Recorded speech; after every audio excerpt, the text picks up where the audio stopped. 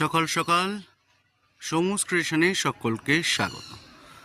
আজ আমরা চলে এসেছি লামাহাটায়।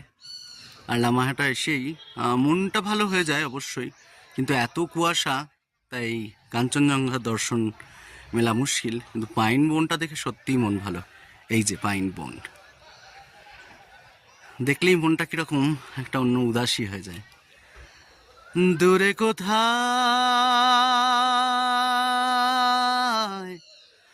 দূরে দূরে আমার মন বেড়ায় গো, ঘুরে ঘুরে। দূরে কোথায়, দূরে দূরে আমার মন বেড়ায়